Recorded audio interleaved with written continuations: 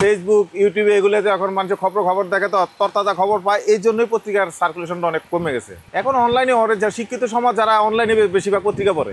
আগে তো আমাদের পত্রিকায় শুক্রবার হলে আমরা বিক্রি করে কুল পাইতাম না, অনেক পত্রিকা চলতো আমাদের, কারণ আগে তো এই ফেসবুক আসিল না, ইউটিউব আসিল না। এই যে 5 আগস্টে আগে যে মাঝখানটা কদিন যে ইউটিউব ফেসবুক গুলো বন্ধ ছিল, এই জায়গায় মানুষ পত্রিকার লেগা মানুষ দূর দূরান্ত পর্যন্ত এসে পত্রিকা কিনে নিয়ে গেছে। জায়গা পত্রিকা হারে মানুষ যেই চলছে পত্রিকা, মানে ফেসবুক ইউটিউব যদি বন্ধ থাকতো তাহলে পত্রিকা, এখনো পত্রিকা তো পত্রিকাই, যারা পত্রিকা পড়ে সকালবেলা উঠে তাদের পত্রিকা দেখতে হয়। এলা পত্রিকা চলুক আর না চলুক, সে পত্রিকা ইয়া হোক আর না হোক, কিন্তু তারা পত্রিকা যারা পড়ে তারা সকালবেলা উঠেই আগে পত্রিকাটা দেখে যে পত্রিকাতে কি আছে না আছে। এখন তো ইয়ং জেনারেশন তো পত্র পত্রিকা পড়ে না তেমন একটা, কিন্তু আগের পূর্বের যারা এখনো তাদের সকালবেলা উঠে পত্রিকা না দেখলে এদের মনে লাগবে কি কিছু দেখিনি আর কি। এই অবস্থা আর কি, এই পরিস্থিতি আছে। যতই ফেসবুক থাক, ইউটিউব থাক, যত কিছুই থাক, আপনি কোর্ট কাছারিতে গেলেন, আপনি একটা কেস মামলা হইলো, আপনার এই দলিলটা আপনার লাগবেই, এটা আপনার লাগবে। এটা ছাড়া আপনি যতই কোন ফেসবুক আর ইউটিউবে, কারণ আপনার যারা প্রমাণ তো লাগবে। 15 সালের আগে আমাদের এই পত্রিকাগুলো খুব চলছে, যে কোনো জায়গায় একটা কিছু হলো আপনার সাথে সাথে ফেসবুক ইউটিউবে পেয়ে গেছেন গা, কিন্তু আপনি তো পত্রিকায় পাইছেন পরের দিন।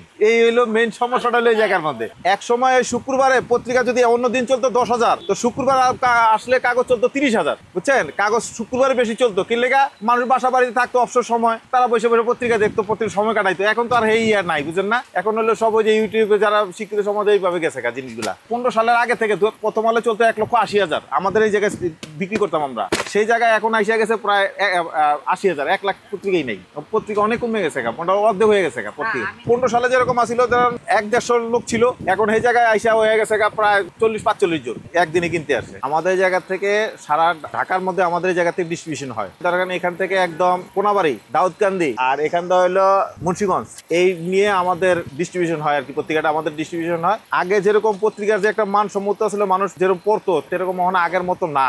বিলুপ্ত হওয়ার ভয় হলো এই যে যারা পত্রিকাগুলো বিলি করে তারা প্রকৃত এমনি যে একটা সম্মানই, সে সম্মানটুকু তারা পাচ্ছে না, প্রকৃত দামটাও দিতে চায় না ঠিক মতো। ধরেন আপনি 1 মাস কাগজ দিচ্ছেন, তার যদি বিল হয় 150 টাকা, ওখান থেকে দেয় 130 টাকা, 20 টাকা হলে কম। এইভাবে তাদের কমাইতে মানে যেটুকু তারা মূল্যায়ন পাওয়ার, ওইটুকু মূল্যায়ন তারা পায় না। এই পত্রিকাটা এখন গুরুত্বপূর্ণ ওদের জন্যই। যেমন একটা স্কুলে বিজ্ঞাপন দিছে, ওর জন্য এটা বছরের পর বছর রাখতে হবে, সে তারা সংগ্রহ করে। একটা কোম্পানি বিজ্ঞাপন দিছে, বিজ্ঞাপনের জন্য তারা সংগ্রহ করে, নিউজের জন্য কেউ এটারে সংগ্রহ করে না।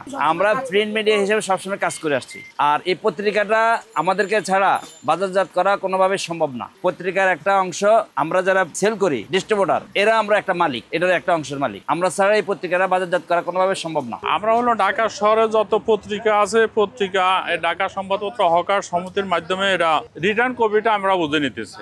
রিটার্ন এটা অবিকৃত পত্রিকাগুলো আমরা এখানে বুঝে নিতেছি, বুঝে নিয়ে আমরা যেটা বিক্রি হয় না এগুলো আবার কোম্পানিকে এটা বুঝে দিতেছি আমরা। হকাররা আমাদের ঢাকা শহরের 60টা স্টপেজ আছে, 60টা স্টপেজে কোম্পানিরা কাগজ ওখানে বোঝাই দেয়। আমাদের ওখানে আবার প্রতিনিধি আছে, 60 জন প্রতিনিধি আছে, ওটা বোঝা লয়, ওটা ওখানে সেল করে, ডিস্ট্রিবিউটর লয়ে সেল করে যে কাগজগুলা বিক্রি হয়, ওগুলা তো হকারে নিয়ে আসে। যেগুলো বিক্রি হয় না, অবিকৃত কপিগুলো হেরা এখানে আইসা জমা দেওয়া যায়। কোম্পানিরা আমাদের এখানে ডিল করে, এখানে লেনদেন যে অবিকৃত টাকা পয়সা সব হিসাব নিকাশ এখান থেকে হয়।